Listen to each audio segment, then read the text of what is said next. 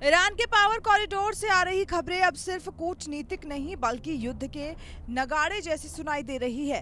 ईरानी संसद के अध्यक्ष मोहम्मद बाकर कलीबाफ ने सीधा हमला डोनाल्ड ट्रंप पर बोला है। तेहरान का आरोप है कि अमेरिका युद्ध विराम की आड़ में ईरान को घुटनों पर लाने की साजिश रच रहा है। ईरान ने दो टूक कह दिया है कि मेज पर बैठकर समझौता तभी होगा जब सम्मान बराबर का हो। अमेरिका चाहता है कि ईरान अपनी मिसाइल क्षमता को पूरी तरह सरेंडर कर दे, लेकिन ईरान इसे अपनी संप्रभुता पर हमला मानता है। वॉशिंगटन की मैक्सिमम प्रेशर नीति अब ईरान के आत्मसम्मान से टकरा रही है। तेहरान की गलियों से लेकर सत्ता के गलियारों तक एक ही नारा गूंज रहा है, घेराबंदी में समझौता मुमकिन नहीं। अगर ट्रंप ने दबाव कम नहीं किया तो 48 घंटों के भीतर बातचीत की मेज युद्ध के मैदान में बदल सकती है। धमकी में नहीं होगी डील, ट्रंप पर सीधा आरोप। तेल सप्लाई पर खतरा। इस तनाव का सबसे डरावना चेहरा सैन्य नहीं बल्कि आर्थिक है। दुनिया के नक्शे पर एक छोटी सी पट्टी है, स्ट्रेट ऑफ हॉर्मुज। ईरान पहले ही संकेत दे चुका है कि अगर इस पर हमला हुआ या उसे अलग थलग करने की कोशिश की गई तो वो इस समुद्री रास्ते की चाबी घुमा देगा। याद रहे, दुनिया के कुल कच्चे तेल की सप्लाई का 1/3 हिस्सा इसी संकरे रास्ते से होकर गुजरता है।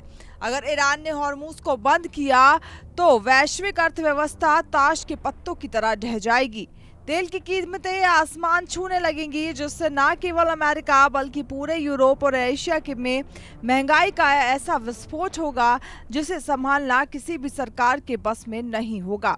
क्या ट्रंप इस आर्थिक तबाही का जोखिम उठाने के लिए तैयार है? ईरान इसी दुखती रग को दबाकर ट्रंप को बैकफुट पर लाने की तैयारी में है। ईरान की बड़ी चेतावनी, 70% सैन्य ताकत बरकरार, ड्रोन मिसाइल तैयार। पिछले 2 हफ्तों के युद्ध विराम को दुनिया ने शांति का संकेत माना, लेकिन ईरान ने इसे अपनी सैन्य शक्ति को पुनर्जीवित करने के अवसर के तौर पर इस्तेमाल किया। ताजा खुफिया रिपोर्ट्स चौंकाने वाली है। ईरान ने इन 14 दिन में अपनी सप्लाई लाइन को न सिर्फ दुरुस्त किया बल्कि अपने भूमिगत ठिकानों में मिसाइलों का नया जखीरा भी तैनात कर दिया है। दावा है कि ईरान का 70% से अधिक ड्रोन और मिसाइल बेड़ा अब भी पूरी तरह सुरक्षित और रेडी टू लॉन्च मोड में है। यानी अगर इजराइल या अमेरिका की ओर से कोई भी उकसावे वाली कार्रवाई होती है तो ईरान का पलटवार पहले के ऑपरेशन ट्रू प्रॉमिस से कई गुना ज्यादा घातक होगा। ईरान ने अपनी कामिकेज ड्रोन सेना को पहले ही सीमावर्ती इलाकों की ओर मूव कर दिया है। ये शांति नहीं बल्कि तूफान से पहले की वो खामोशी है जो भारी तबाही का संकेत दे रही है। अब घड़ी की सुइयां 48 घंटों के उस डेडलाइन की ओर बढ़ रही है जिसके बाद युद्ध विराम की मियाद जो है खत्म हो रही है। पाकिस्तान में होने वाली प्रस्तावित शांति वार्ता पर भी अनिश्चितता के काले बादल मंडरा रहे हैं। डोनाल्ड ट्रंप का ये बयान कि युद्ध विराम बढ़ने की उम्मीद कम है आग में घी डालने का काम कर रहा है, लेकिन ये ट्रंप के लिए सिर्फ विदेश नीति का मामला नहीं है।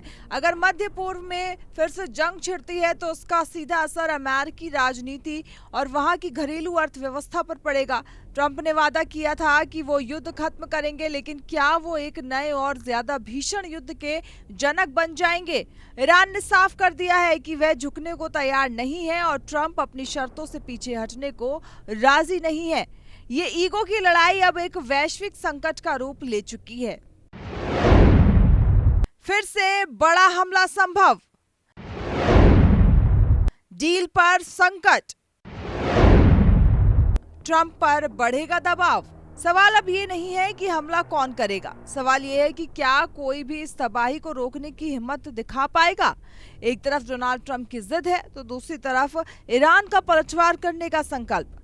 ट्रंप जिस रणनीति को अपनी जीत मान रहे हैं, कहीं वही उनके गले की फांस न बन जाए, क्योंकि अगर ईरान ने हॉर्मुज को बंद किया या अपनी मिसाइलों का मुंह खोल दिया तो इसकी आंच वॉशिंगटन से लेकर पूरी दुनिया के घर तक पहुंचेगी। क्या 48 घंटे बाद दुनिया एक और भीषण त्रासदी की गवाह बनेगी, या फिर आखिरी लम्हे में कोई ऐसा चमत्कार होगा जो बारूद को ठंडा कर दे? फिलहाल तेहरान की धमकियों और वॉशिंगटन के दबाव के बीच दुनिया सांसें थाम कर देख रही है, क्योंकि यहाँ हर किसी के एक ही नहीं बल्कि मानवता की होने वाली हार की बात है।